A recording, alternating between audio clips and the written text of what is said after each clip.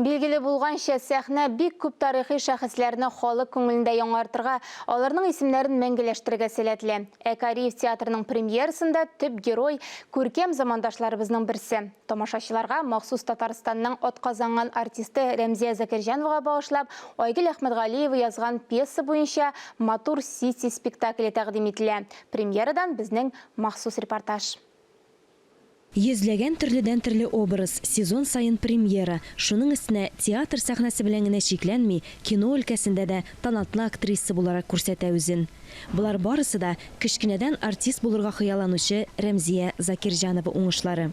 Аның шәхси тормышы белән якыннан танышкач, көчле рухлы, тормышның ямын тәмен татып, матурлык, нур сибеп яшәүче актриса икәненә инанасың. Спектакльдә дә тышкы матурлык беренче урынга куелган заманда ихласлыкны, ышанычны һәм яратуны сатып алып булмавы, тормыш акча белән түгел, якты хисләр белән үлчәнүе аның герое аша ачыклана.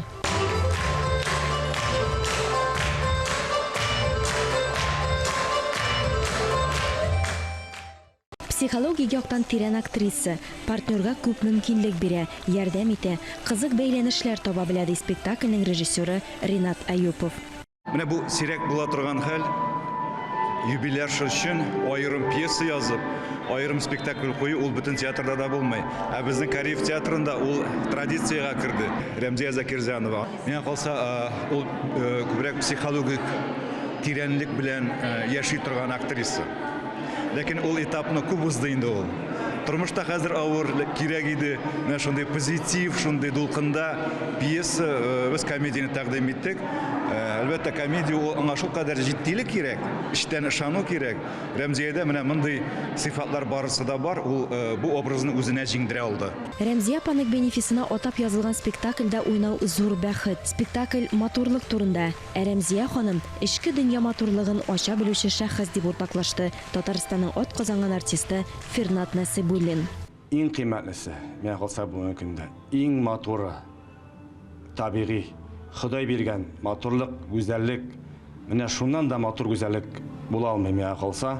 Менә бу спектакльнең дә төп мәгънәсе менә шул, эчке табигый матурлык турында, йөрәк матурлыгы турында әйтәсем килә. Рәмзия апа бик кешелекле, киңәшләрен бирә, тәҗрибәсе белән уртаклаша инде. Андый актрисалар бик сирәк дип әйтәсе килә.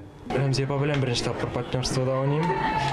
Күренә инде бар бер опыт дигән нәрсә, тәҗрибә дигән нәрсә ул гомумән сизелә, сизелмәскә мөмкин дә түгел.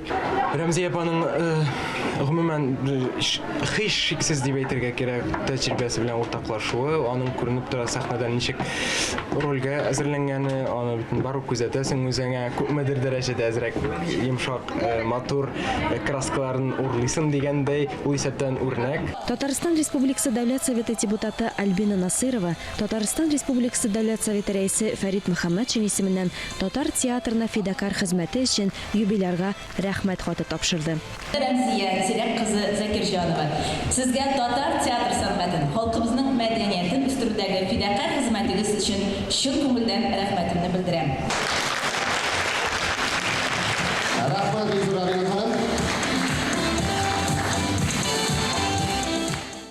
Юбилярны котларга Камал, Тинчурин, Курчак, яшь тамашачы театр артистлары, коллегалары, курсташлары һәм иң югары бәя бирүче тугры тамашачысы килгән иде.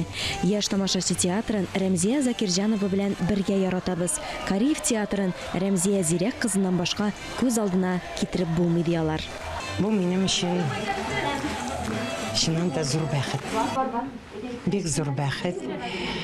Мин менә бу бик катып дулкынландым, борчылдым, җыклый алмадым, ләкин барыбер башкарып чыктым дип уйлыйм. Бу бәхет.